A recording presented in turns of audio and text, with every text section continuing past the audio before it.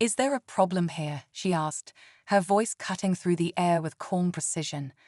The man's posture stiffened, as if he was suddenly caught in a web of his own actions.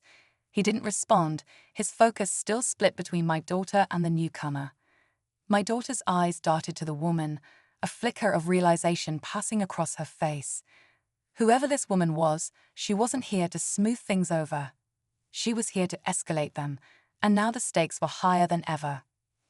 The woman in the suit took another step forward, her eyes locked on the man with the gun. For a moment, it felt like time stood still. The man's hand wavered, his confidence crumbling as the woman's presence seemed to challenge his entire sense of authority. My daughter, still standing calmly, didn't move a muscle. The standoff continued, but now it was clear. This was no longer just about a simple misunderstanding. Something bigger was unfolding. "Step away from her," the woman said, her tone even but carrying an undeniable power. The man didn't flinch, but you could see his grip loosening on the gun ever so slightly. It was as if he was finally starting to realize he was out of his depth. The woman didn't wait for him to make a move. In one swift motion, she reached into her jacket and pulled out a badge. It wasn't the HOA's standard issue, though. It was a federal badge. "You've made a serious mistake," she continued, her voice now cold and commanding. "I'm investigating your actions. This whole situation has been flagged." The man's face drained of color. The tension that had been building snapped, and the gun dropped from his hand, clattering to the ground with a sound that echoed through the quiet street. But there was more to come. My daughter, still calm, looked over at the woman. "You're the one who flagged him?" she asked, her eyes narrowing in recognition. The woman nodded. "Yes, you see, he's not just an HOA enforcer. He's been illegally monitoring and harassing residents. We've been watching him for weeks." Just as the situation seemed to de-escalate, my daughter's phone buzzed. It was a text. She read it, and her eyes widened. "Wait," she said, looking up sharply at the woman. "You didn't know? The man you just disarmed is my old commander." The shock in the woman's eyes was immediate. "What?" My daughter didn't waste another second. She turned to face the man, her voice steady but filled with cold fury. "You're not getting away this time. It's over." The final twist wasn't just about a rogue HOA cop. It was about something far more dangerous, a web of corruption far deeper than anyone had imagined. The truth was just beginning to come to light, and the fallout was only just starting. The woman's face tightened as she processed the shock of the revelation. My daughter's former commander, the one who had crossed the line, was more deeply involved than anyone realized. This wasn't just a rogue enforcer. He was part of a larger operation, one that preyed on unsuspecting residents. The federal agent, now fully aware of the situation, immediately took control, pulling out handcuffs and cuffing the man without another word. The weight of the moment sank in as the street, once filled with chaos, now stood eerily silent. As the man was led away, the tension in the air finally started to lift. My daughter took a deep breath, the adrenaline slowly fading. She had managed to keep her cool, despite everything. But I could tell the impact of the encounter had shaken her more than she let on. In the end, the situation was resolved, but the story didn't end there. The corruption within the HOA was only a small piece of a much larger puzzle. It became clear that this encounter was the beginning of something bigger, something that would affect more people than just her. The system, the power dynamics, and the way some people used authority for personal gain, it all came crashing down. For my daughter, this wasn't just about standing up to a bully. It was about uncovering the truth and ensuring that people like him would never get away with it again. Then, the unexpected happened. The other drone veered off suddenly, cutting across the sky like it had detected something on the ground. It was headed straight for my barn, a place I've always kept off limits to anyone, especially the neighbors. My heart skipped. There was no way it was just curious. Something was up, and I wasn't about to let it get any closer. I zoomed in, trying to get a closer look at the barn, but as I did, the drone dipped lower, almost as if it was trying to get a better angle. It felt like it was preparing for something, something that could change everything. What was it looking for? Was it scouting my property for more than just the crops? My mind raced with possibilities, and the deeper I got into this, the more dangerous it seemed. It wasn't just about drones anymore.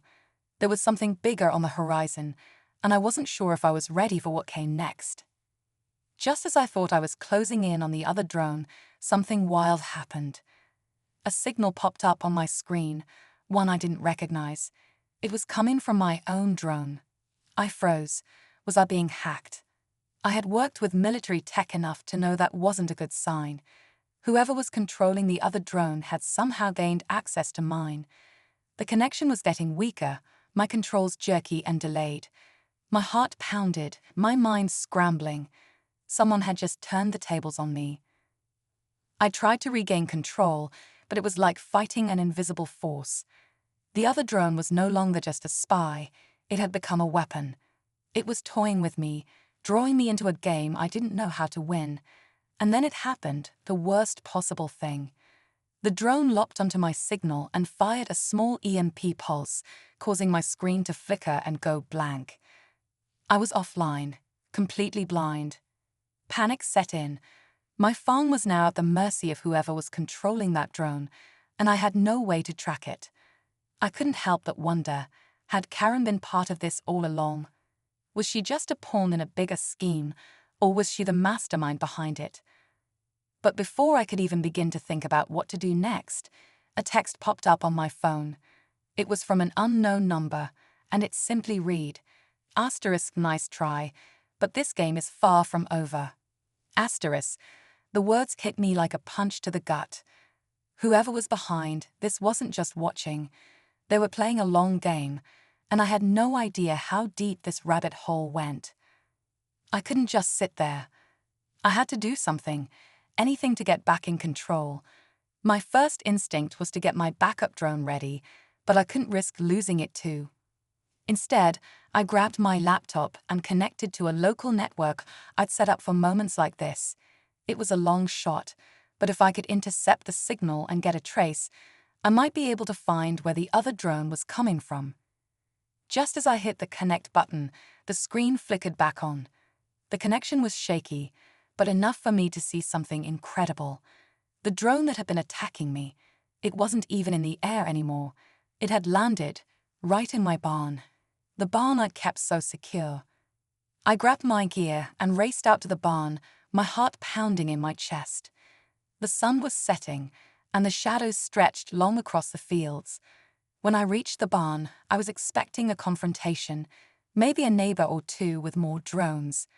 But what I found shocked me.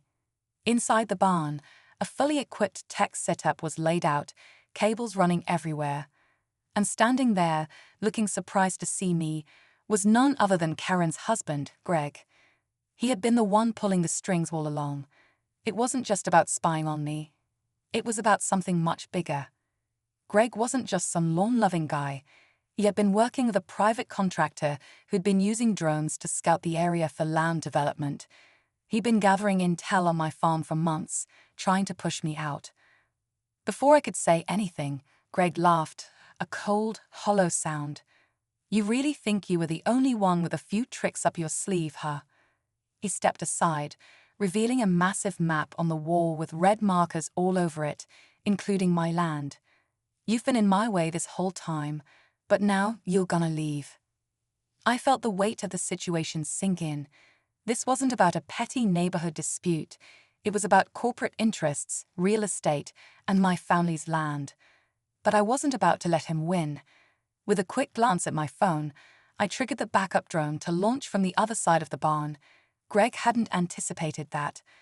In an instant, I was back in control, and I flew the drone right up to his setup, sending a signal that fried his entire system. The lights flickered, and the screens went black.